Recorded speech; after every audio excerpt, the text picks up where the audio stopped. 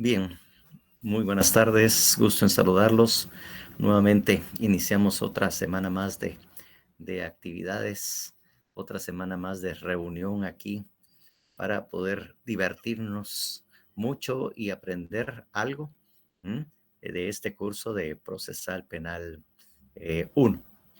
Entonces, pues bueno, ya ustedes tienen nota o qué es lo que se ha trasladado de información, eh, precisamente en lo que ya nosotros hemos eh, eh, señalado, ¿verdad?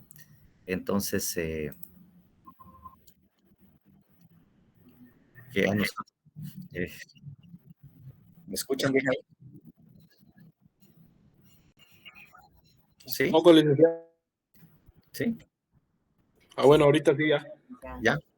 Es que sí, de repente se perdió la señal, se perdió un poco la señal y entonces ahí es donde me quedé un poco sorprendido. Bueno. Eh, Les estaba diciendo de que entonces ya tenemos la información necesaria, necesaria para, pues para continuar con la clase que habíamos iniciado. Ahora lo que vamos a referirnos más que todo es a la fundamentación jurídica sobre los aspectos o características que nosotros vimos. Bueno, eh, pero un momentito, voy a retirarme por un momento y regresar.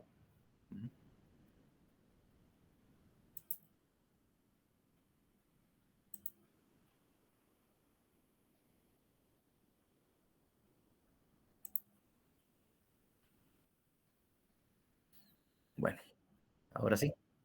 Bueno, entonces les decía yo eh, que entonces vamos a proceder a hacer o manejar la fundamentación sobre algunas características que habíamos señalado del, del proceso penal. En primer lugar, habíamos dicho el aspecto de la oralidad. La oralidad está regulada en el artículo 362 del Código Procesal Penal, obviamente. Miremos el artículo 362, por favor.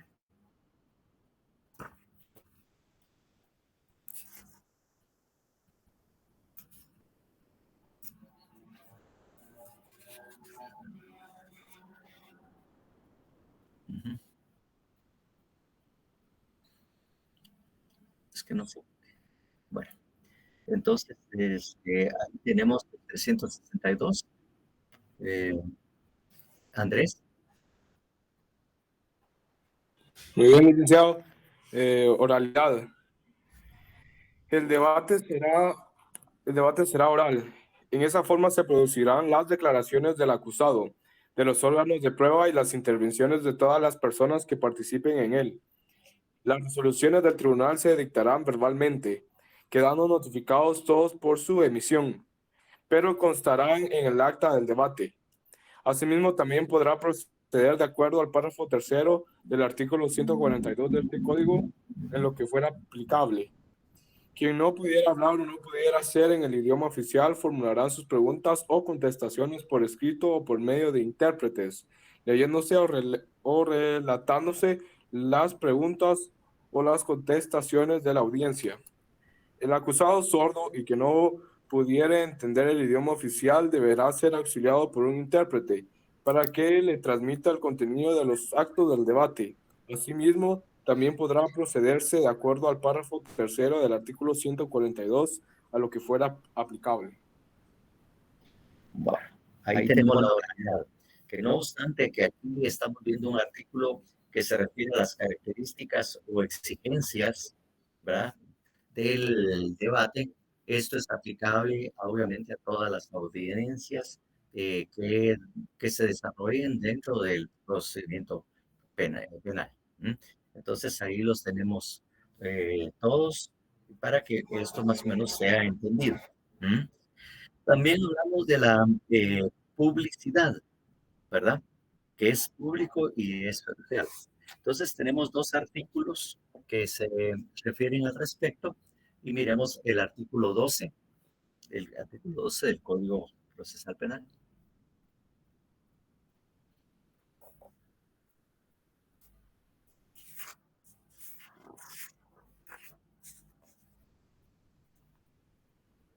Se lo leo, licenciado. Buenas tardes. Muchas gracias. Ahí van a ver precisamente eso. Ok. Artículo 12. Obligatoriedad, gratuidad y publicidad. La función de los tribunales en los procesos es obligatoria, gratuita y pública. Los casos de diligencias o actuaciones reservadas serán señalados expresamente por la ley. Uh-huh.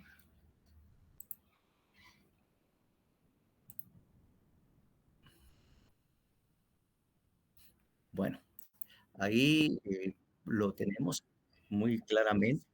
Entonces, ahí vemos no solo lo que yo les había dicho, sino que también la gratuidad y la publicidad. Uh-huh. Entonces, ahí lo tenemos. Pero también está regulado en el 356.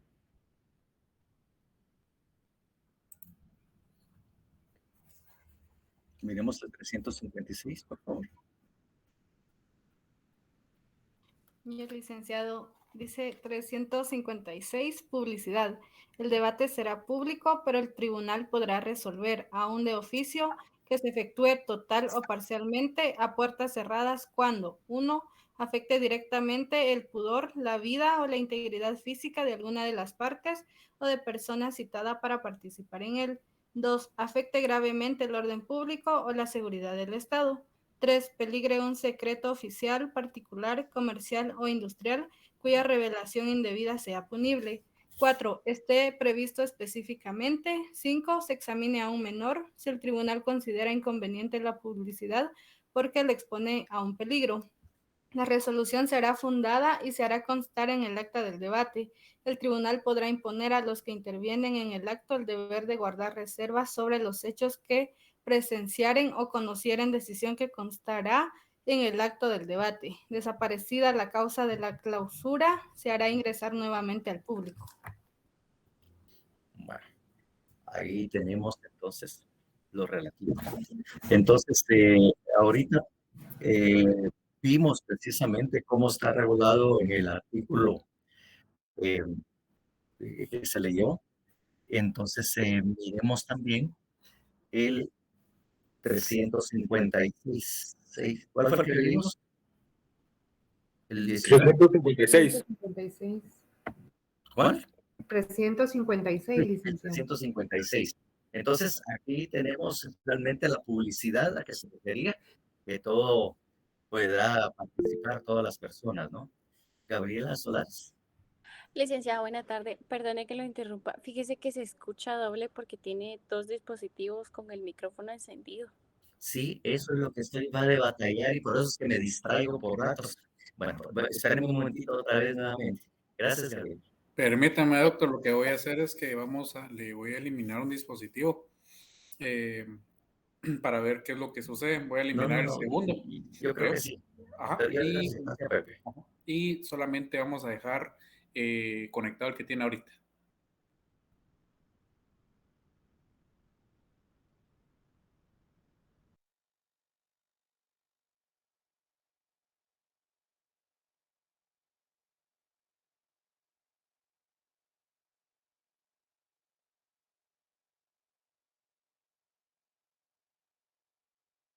Ahora sí estamos bien. En orden. Sí, licenciado, gracias. Muchísimas gracias. Porque aquí en lo que ustedes estaban leyendo, yo estaba tratando de ver cómo se componía eso, porque tenía eco en lo que estábamos, ¿no? Entonces, bueno, muchísimas gracias por haberlo resuelto. Entonces, ahí estaba el concepto de la publicidad, ¿verdad? Que obviamente, pues ahí es donde estábamos precisamente terminando esto. Entonces, también hay uno importante que es lo relativo a lo que es la continuidad.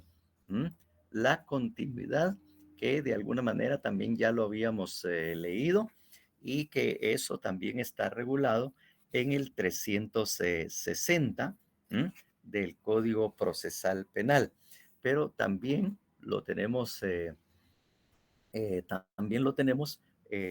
regulado en el artículo 19. Entonces, por favor, el 19 y después procedamos a leer el 360, la continuidad. ¿Puedo leerla, licenciado? Gracias, Amanda. Buenas tardes. Buenas No puede tardes. suspenderse, interrumpirse ni hacerse cesar un proceso en cualquiera de sus trámites, sino en los casos expresamente determinados por la ley.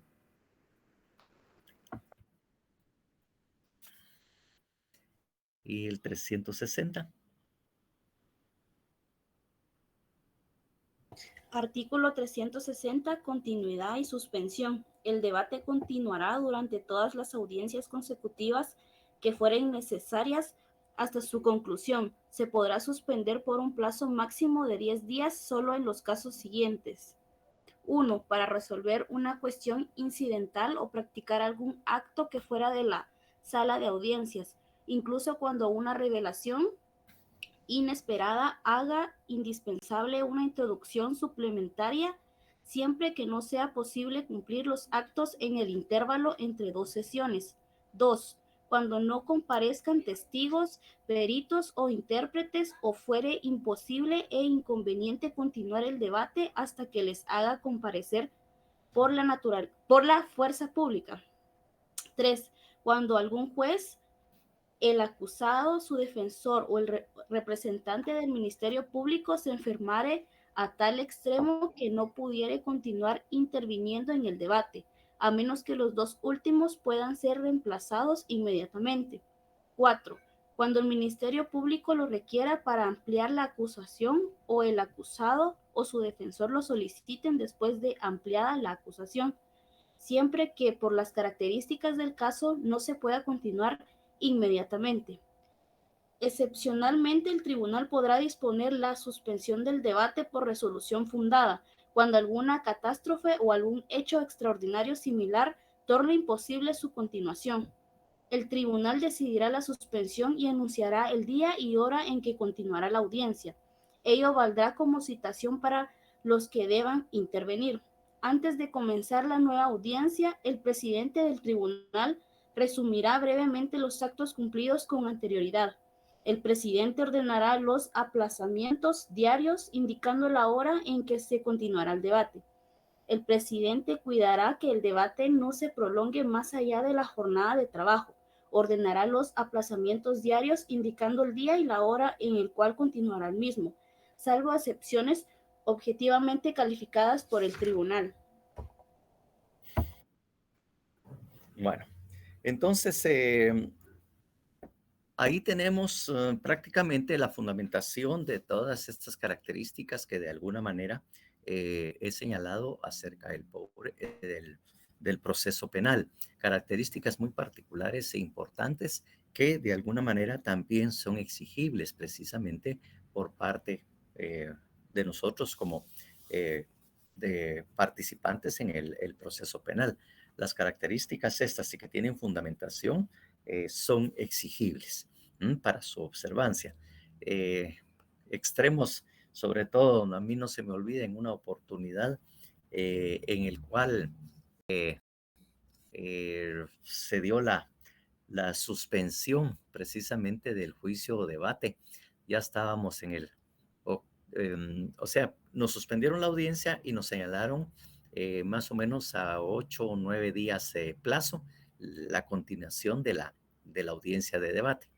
Llegamos ese día, pero resultó que una de las juezas se había enfermado y se puso tan mal que del mismo tribunal la tuvieron que enviar al hospital de emergencia. Tenía un problema bastante clásico, bastante duro que tener, y obviamente pues al trasladar la emergencia, el día que llegamos pues definitivamente no podíamos continuar con el proceso por la ausencia de uno de los jueces, porque no es posible cambiar a un juez de un día para otro, ¿no? Entonces nos citaron nuevamente para el 10º día para ver cómo seguía todo. Entonces, llegamos el día 10 y definitivamente no podíamos continuar. No podíamos continuar con el proceso.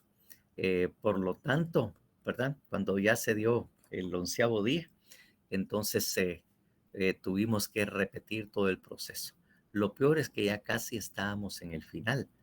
Prácticamente ya estábamos casi pendientes, solo faltaba algún requisito y ya estábamos pendientes de dar nuestras conclusiones. Total que por ese motivo nos tuvieron que suspender y obviamente reprogramar el inicio de todo el debate que había tenido fácilmente, les digo yo, habíamos estado ahí como unos 15 días y volvieron a repetir el debate.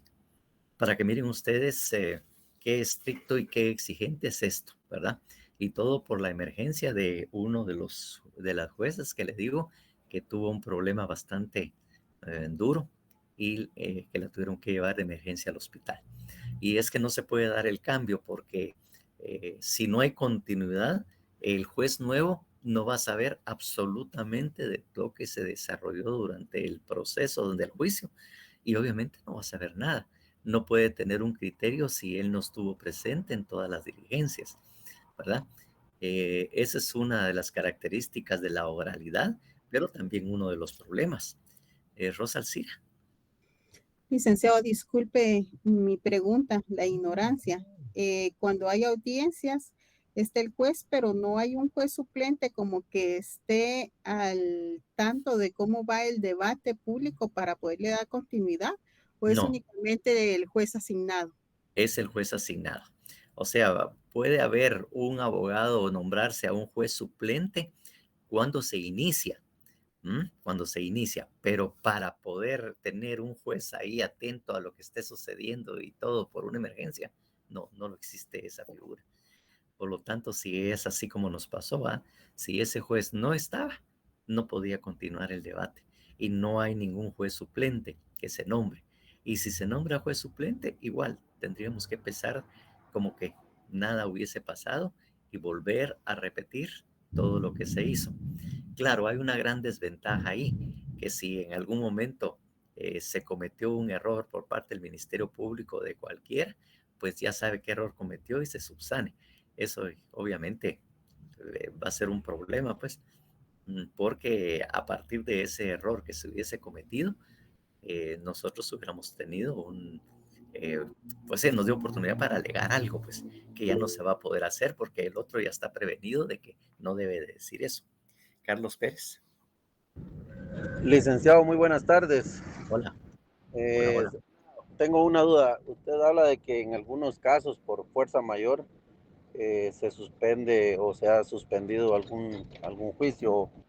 Entonces, nosotros sabemos y hemos aprendido en el transcurso de los estudios de que todo tiene un tiempo, digamos, de prescripción de las... ¿Sí me escucha, licenciado? Sí, le escucho. Bueno, que todo tiene un tiempo y, por ejemplo, si se inicia de nuevo un juicio, como usted dice, porque por X motivo ya el juez que tenía a cargo el debate ya no puede regresar y el otro juez, pues lógicamente no sabe nada, a iniciar nuevamente, pero digamos ahí los tiempos no afectan, licenciado, No, de que prescrito. En absoluto. No hay prescripción del tiempo que se utilizó porque claramente en el artículo 360 algún delito, algo que dice la continuidad y suspensión o la interrupción, está muy claro, pues, que esos son motivos por los cuales se suspende y debe darse con eso. Incluso hay uno, un artículo que tal vez con lo que usted me está diciendo deberíamos leer y que es el 361, que no lo leí porque no lo consideré necesario, pero tal vez nos podría ayudar. Ya que está por ahí, Carlos, por favor, lea el 361, por favor. Licenciado, de verdad le ofrezco una disculpa. Fíjese que yo todavía voy llegando de mi trabajo y solo voy escuchando la clase. Perdone. Perfecto. No se preocupe. Entonces, alguien que lea el 361, por favor. 361. Interrupción. Si el debate no se reanuda a más tardar el 11º día después de la suspensión, se considerará interrumpido y deberá ser realizado de nuevo desde su iniciación. La rebeldía o incapacidad del acusado interrumpirán el debate, salvo que el impedimento se subsane dentro del plazo previsto en el párrafo anterior. No se entenderá afectada la continuidad del debate cuando se hubiere suspendido o interrumpido por el planteamiento de acciones de amparo o de acciones, excepciones o incidentes relativos a la inconstitucionalidad de una ley. El tribunal de sentencia deberá resolver el asunto principal dentro de los 5 días siguientes de quedar firme la cuestión planteada o de recibida la ejecutoria correspondiente en su caso. Bueno, entonces ahí obviamente tenemos precisamente lo relativo a esto, ¿verdad? Que definitivamente va a tener que volver a repetirse el debate. No hay problema de prescripción o que de alguna manera se vea afectado, ¿no? Eso es, como le digo, el problema que tenemos cuando es oral. Si es que queremos decirle problema, pues ese es el motivo, pues como no hay documentos escritos que se puedan leer al respecto, entonces, Mirza,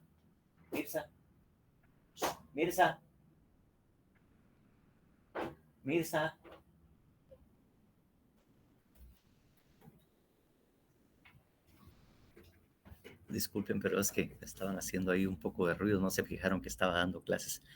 Entonces, le digo que ahí definitivamente, como no hay documentos, todo es oral, entonces una persona que llegue de nuevo o que no haya iniciado o que pase un tiempo prudencial, como hablábamos, que es un problema psicológico, la verdad, es que prácticamente se le va a olvidar. ¿Verdad? Se le va a olvidar o empiezan a ingresar aspectos subjetivos que no se habían considerado antes, pues. Como les contaba, pues que es lo que sucede precisamente cuando hay conflictos, que posiblemente ese día nosotros, por un conflicto en casa con la familia, gritamos, peleamos, maltratamos y todo, y pasa el tiempo después del gran problema que se tuvo, y a veces uno resulta riéndose de lo que pasó y de la reacción que tuvo. O sea, ¿por qué? Porque no va a tener el mismo impacto que pudo haber provocado. Y en lo oral nosotros tenemos que estar muy pendientes de qué se diga, cómo se diga y otros aspectos muy importantes acerca de las características del que lo está diciendo. Hay algo muy importante que sea en el juicio oral, en el juicio oral se da y que uno tiene que estar muy pendiente, que es el lenguaje corporal, porque el lenguaje corporal es que nos puede decir en un momento determinado si consideramos que la persona está exagerando o esté mintiendo. Entonces, ese lenguaje corporal es muy importante para poder nosotros, ¿cómo de pedir que no se valore una declaración, por ejemplo? El lenguaje corporal es muy importante. Es muy importante. Incluso los psicólogos manejan bastante ese tema y en algún momento pues se recurre a ellos para que den la capacitación. Dentro de mis actividades yo di la prueba penal en la maestría y tuvimos con invitados algunos psicólogos y algún investigador muy especial que daba clases, que era de origen puertorriqueño y también daba clases en la maestría forense, en ciencias forenses, en medicina. Entonces lo llamé porque él tenía, como le digo, desde el punto de vista como investigador que en su momento era y que trabajó para la DEA y fue representante de la DEA para Centroamérica aquí en Guatemala. Entonces, él hablaba mucho de eso porque obviamente él tenía ese control y ese manejo. Y con el criterio de los psicólogos, nosotros también tratábamos de ver eso y ver qué características tiene. Hay personas que según su signo del zodiaco, depende de qué signo sea, dice que tiene la habilidad y que es muy observador y que fácilmente puede detectar por instinto si una persona está mintiendo, pues. En mi parte, yo, de lo que se enseñaba, yo aprendí bastante. Y yo también tengo una característica, ¿verdad? Y una característica que deben de tener ustedes como abogados y otras que les iré enunciando, y sobre todo en materia penal, es que uno no ve, uno no mira como abogado, uno observa. Es muy distinto observar que ver. ¿Mm? ¿Mm? Es muy distinto. Hay que observar. Yo me fijo incluso, independientemente de lo que sea, cuando una persona me habla o me esté tratando de justificar algo. Yo veo en su mirada, en su actitud, y ahí puedo detectar muchas veces algunos aspectos que me dice que lo que me está diciendo no es cierto. Entonces uno tiene que observar, así como también uno no debe de oír. ¿Mm? ¿Cómo es que nos decían a nosotros? Vos como que no oís, ¿verdad? A vos por un oído te entra y por el otro te sale. ¿Se recuerdan que así nos decían? ¿Mm? Que, pero la verdad es que uno de abogado no tiene que oír. Uno de abogado tiene que escuchar. No es lo mismo oír que escuchar. Cuando un cliente les va a hablar y les plantea su caso, ustedes deben observar y escuchar. Al escuchar, ustedes le están poniendo toda la atención posible y a la vez están pensando en las posibles respuestas y fundamento o la solución que se le puede dar de conformidad con la ley a ese conflicto o a ese problema que les está explicando su cliente. Entonces, como abogados, eso es una, algo que deben de ustedes también aprender. ¿M? A no oír, sino escuchar. A no ver, sino observar. ¿M?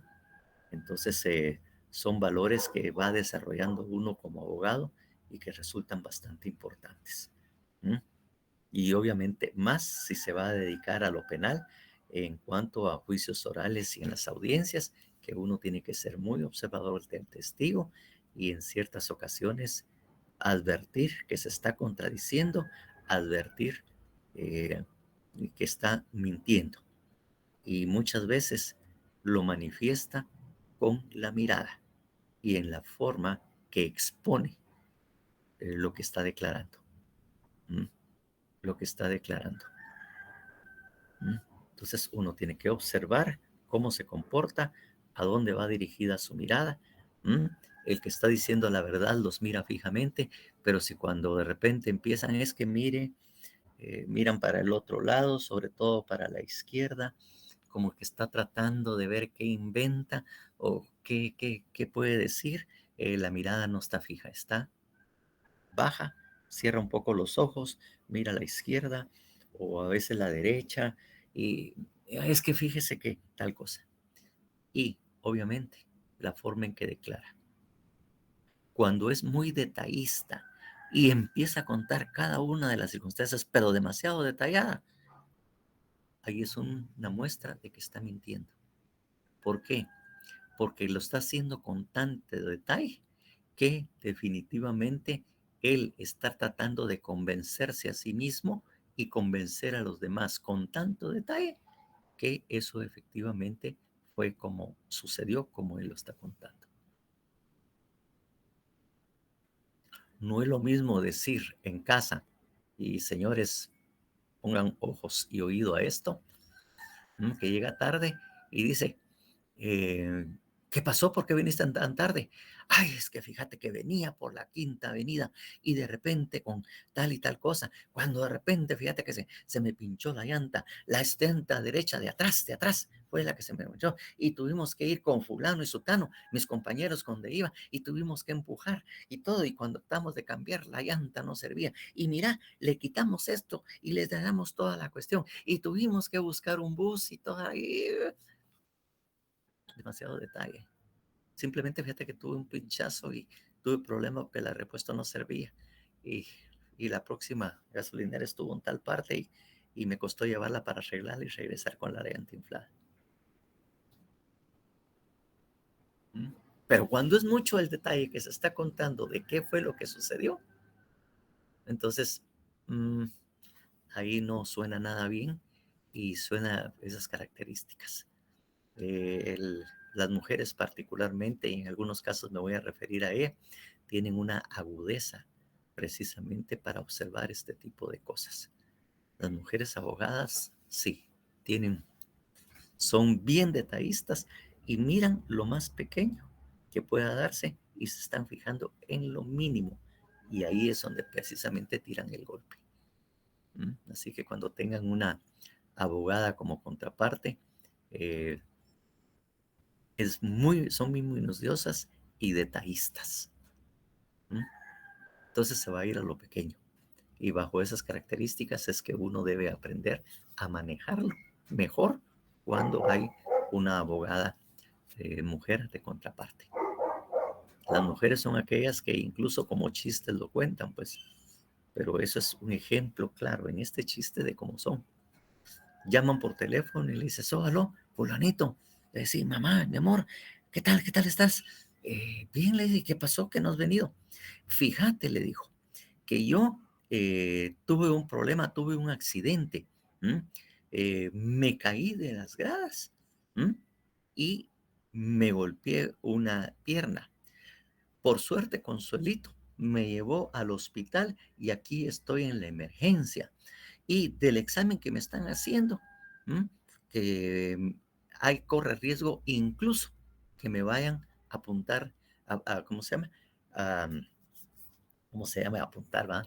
Se llama amputar la pierna, porque parece que la quebrada fue muy grande por la forma en que cayó y yo tengo el problema de las rodillas y todo esto. Así le dijo, sí, esto es lo que me está pasando. Discúlpame, ¿quién es Consuelo? Ya no lo conozco. ¿Ella qué andaba haciendo con vos? Así son las damas. Todo lo demás, que le amputaran la pierna, que esto, que se había caído, que casi se mataba y todo golpeado y todo, eso no le interesa. Lo que le interesaba este detallito, esa minuciosidad que constituía el hecho de que quién era la que lo había llevado al hospital, quién era Consuelo. Así son las damas. Y las abogadas, así de detallistas, son precisamente. Ellos no miran todo el panorama ni todo el paisaje, sino que ven en un solo aspecto y ahí es donde dirigen su ataque, en ese pequeño aspecto. Ahí después les voy a decir a los caballeros qué es lo que deben de hacer y cómo se deben de comportar para evitar estos problemas. Incluso yo les digo, a mí algo parecido también me pasó, ¿ah? Y como yo ya sabía esto, me dio risa y me reí pues enfrente de todo, pues, que llegué a la casa y entonces le estaba diciendo a mi esposa, fíjate, le digo que por poco, pero no sé, me pegaron un susto ahorita en la subida ahí de Boca del Monte, cuando venía aquí hacia la casa, porque iba yo cuando ahí ponen, para poner dobles carriles y todo, ponen aquellos conos o ponen aquellos como barrilitos, aquellos redonditos ahí. Y entonces le digo, fíjate que venía yo, cuando de repente venía una moto y un carro. No sé quién fue, pero el de la moto o el carro, pero chocó eso de plástico y me lo tiró encima. Por suerte, le digo yo, que el cono estaba ya, como quien dice, estaba casi vacío, porque la parte de arriba estaba quebrada. Por lo tanto, solo tuve un pequeño toquecito y todo, pero poco yo sentía que me caía encima del carro y me lo arruinaba todo. Y vieras qué feo en ese ratito me sentí mal porque tampoco podía dar un timonazo porque el otro lado venían otros carros también. ¿Qué creen que fue lo que me preguntó mi esposa? Mira, ¿y por qué venías de Boca del Monte? ¿Y qué tenías que hacer? No venías, sino te tenías que venir por la base de allá de la costa, pues. ¿Qué estabas haciendo por ahí por Boca del Monte? Que el carro se arruinara, que hubiera podido tener un choque y que toda la cuestión. a eso ella simplemente no le importó, o como decimos, le peló. A él le entró la duda que yo venía haciendo en esa dirección. Cuando yo venía de la costa, y usualmente de la costa tomo la bus de allá de por Mamatitlán y llego obviamente por el área opuesta. ¿Qué venías haciendo por ahí, va? Pues fácil. Fui primero a la casa de mi mamá a dejarles unas cosas que yo le había traído de la costa, ¿verdad? Y de ahí, de ir de donde mi mamá, me vine para la casa. Ah, pero ese fue, te lo voy a creer, va. Bueno, bueno, entonces así esta cosa. Bueno, ya para no interrumpirlos, pero son algunos tips de inteligencia que ustedes van a utilizar. Y por cierto, resulta muy interesante cuando son tanto las dos abogadas que están en contienda son mujeres. Ahí sí es un show que es digno de ir a verse y observarse. Y peor aún cuando la jueza también es mujer. Cuando está ese trío, la cosa se vuelve muy interesante como para ver, aunque sea de espectador, esos aspectos, porque ahí la cosa también se pone así muy, muy especial.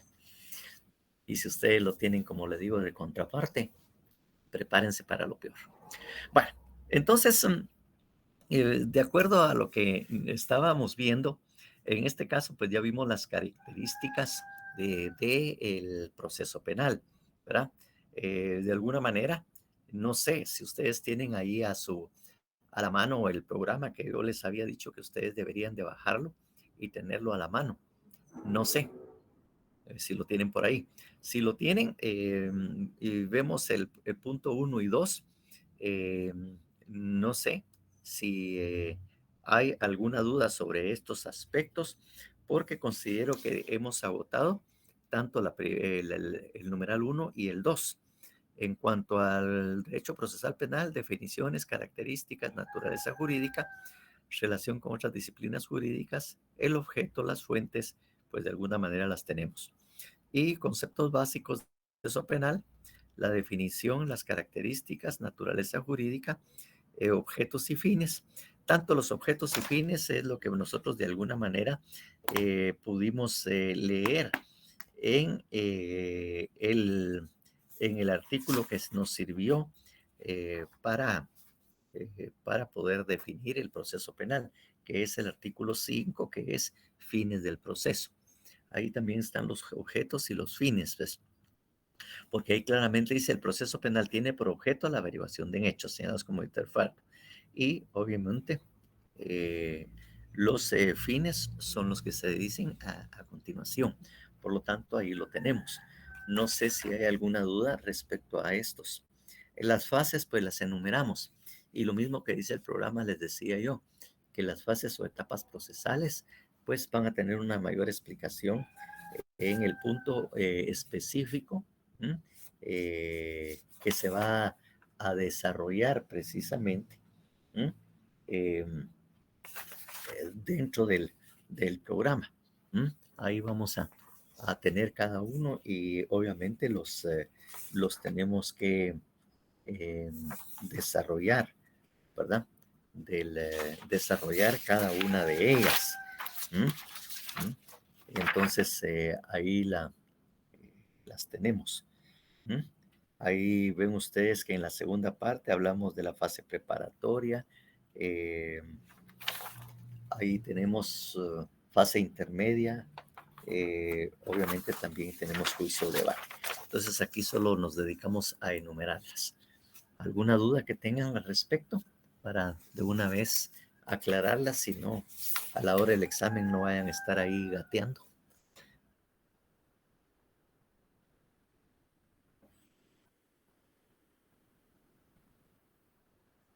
Sí se recuerdan las fases o etapas procesales, sí se acuerdan de ellas, ¿verdad?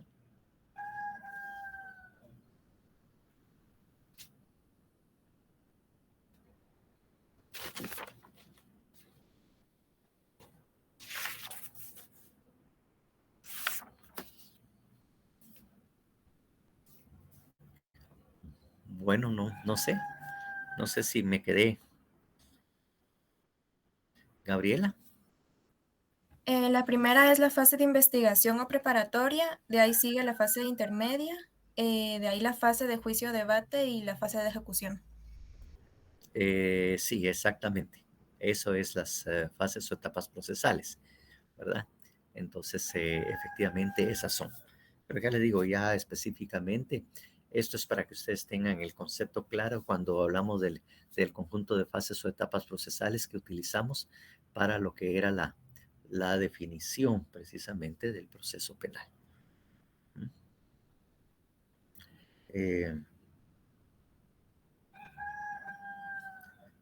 ¿Alguna otra cosa?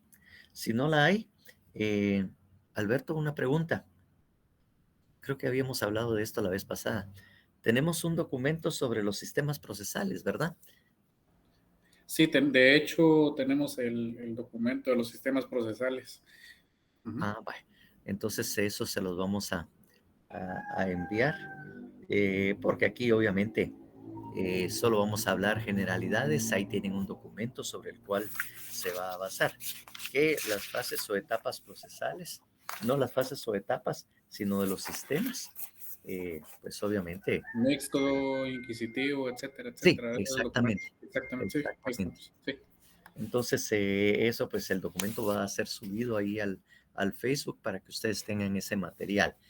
Así que por materiales, incluso cuando empezamos lo virtual, se nos desaparecieron algunos documentos que teníamos por ahí, entonces van a recibir no tantos materiales como antes teníamos. Bueno, entonces lo que nos toca ver son los sistemas procesales.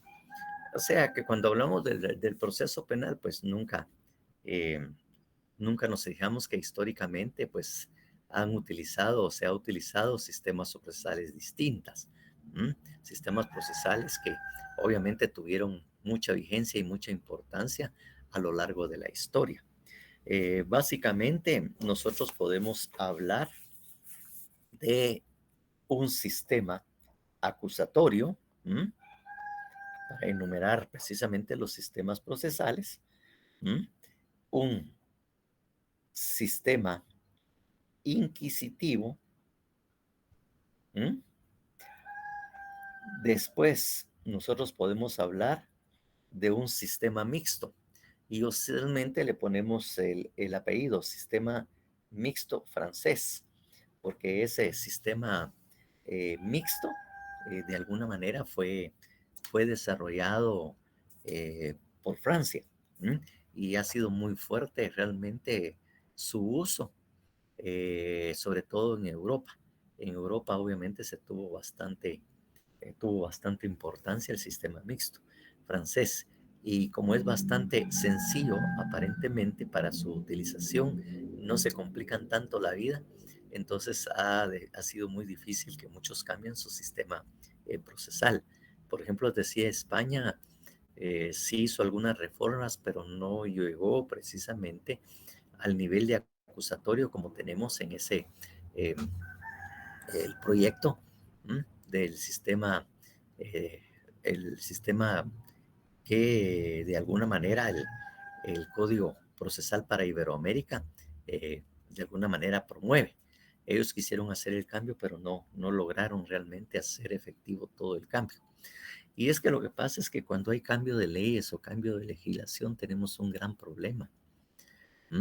Y el problema lo constituimos nosotros los abogados, que tenemos muy poca tendencia a cambiar, a modernizar, a reformar. Usualmente cuando hay un cambio de leyes, los primeros que se oponen son los abogados. Los primeros que se oponen, el para qué la reforma, si con este procedimiento estamos bien, ese código no sirve, ahí van a ser afectados, y empiezan a alegarse un montón de cosas, porque nosotros tendemos a ser muy, como quien dice, podría hacerse un poco cuadrados. Nos cuesta adaptarnos a nuevos modelos y a nuevos sistemas, sobre todo en lo que es judicial. Y cuando tenemos cierta edad nos ponemos mucho más rebeldes. Esto, como les digo, no es No es nuevo, esto pasa en la mayoría de los países en que se ha pretendido hacer reformas, como por ejemplo pretender una reforma al sistema procesal. En Guatemala nos enfrentamos un gran problema, un conflicto cuando nosotros tratamos de que efectivamente se pusiera en vigencia este nuevo sistema, el sistema acusatorio que nosotros tenemos, que este código procesal adquiriera su vigencia. Costó, miren, ustedes no crean, fue muy difícil. Interpusieron una cantidad de amparos los abogados diciendo de que no era necesario, para qué, si el que estábamos trabajando, mire, todas las disposiciones, ¿no?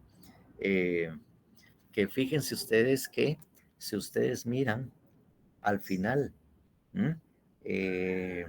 bueno, es el artículo 555, pues, que no es tan importante que lo vean, pero cuando fue aprobado por el Congreso, después de unas grandes discusiones y incluso las personas que llegaron a oponerse y todo, ahí en 555 en la vigencia dice: el Código Procesal Penal entrará en vigencia el 1 de julio de 1994. Esto fue lo que se esperaba. Pero resulta que si ustedes ven el decreto número con el cual se aprobó, dice decreto número 5192. Es decir, se tuvo que pasar discutiendo 2 años previos a que se pusiera en vigencia. El código ya se había aprobado en el 92, pero 2 años se llevó la discusión, las oposiciones, los amparos, inconstitucionalidades presentadas por los abogados.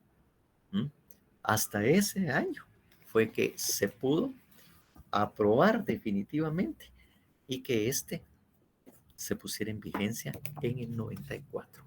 Imagínense, 2 años de discusiones, y por eso es que pareciera que no hay congruencia entre el decreto número, que es 92, y cuando entró en vigencia en el 94, porque obviamente era interrumpido el proceso de aprobación por el Congreso,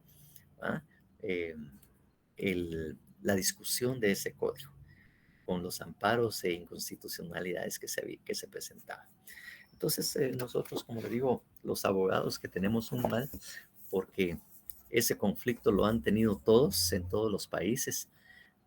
Es más, tuve oportunidad de estar en Corea y también ahí, cuando hubo cambios a la legislación, porque el proceso penal coreano es muy similar, casi igual a nuestro sistema, casi igual, sin que ellos hubieran adoptado el modelo iberoamericano. Y obviamente también hubo bastante oposición, porque uno, como es chute, pregunta, ¿verdad? Incluso también se volvió conflicto, algo que posiblemente ustedes no, que obviamente no se le da importancia, pero hubo una modificación en el sentido que las resoluciones judiciales dictadas en las audiencias, como les decía yo, simplemente oralmente se exponen, como lo leímos en un artículo por ahí en cuanto a la oralidad, y ahí de una vez resultan notificados. Entonces los abogados esperábamos, porque así era el modelo, que cuando terminara la audiencia nos dieran una copia de la resolución. Pero ya en el nuevo sistema no se da copia, sino que oralmente se dicta la resolución, se da por notificada y obviamente, y ahí termina la audiencia. Y obviamente uno, si quiere tener parte de la resolución, tiene que pedir el audio. Puede llevar su USB o poner un CD con el audio de esa audiencia donde también contiene la resolución. Pero una resolución por escrito no se la daban, pues no se dio, pues no se daban por ese cambio. Esto fue un tema de discusión muy grande.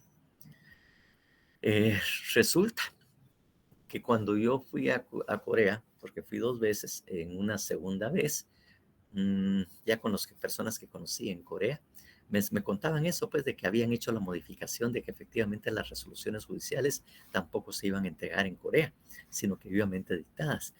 Entonces yo me sonreí, le digo yo, y miren, ¿y así de fácil lo cambiaron? ¿O tuvieron algún problema o alguna oposición? ¡Ja! Me dijo.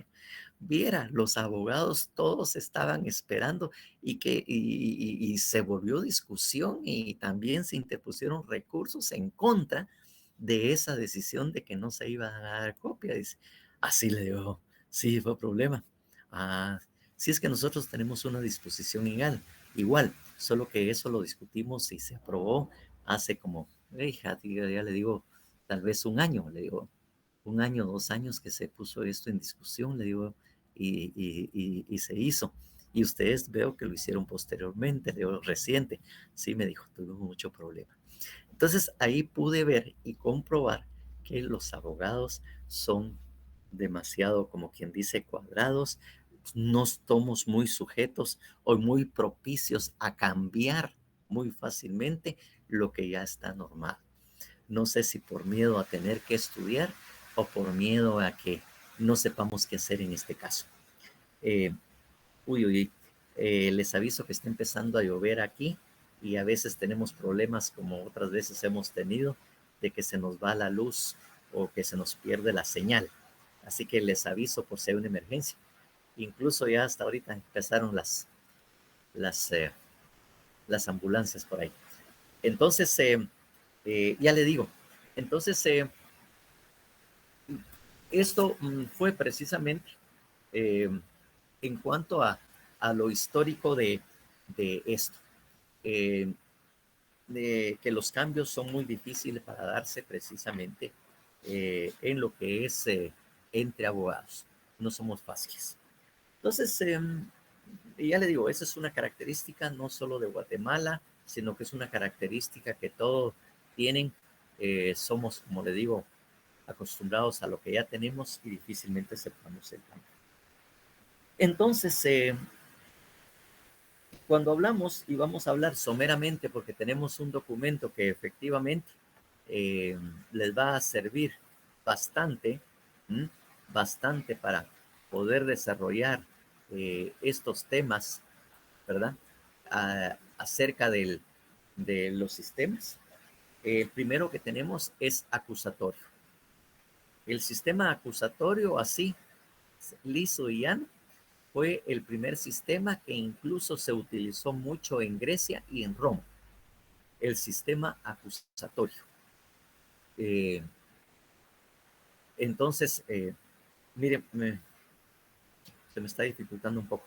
Vamos a dejarlo y vamos a interrumpir la clase a este momento, porque ya está lloviendo más fuerte y se me está haciendo un poco difícil. Ya estoy viendo algunas cosas.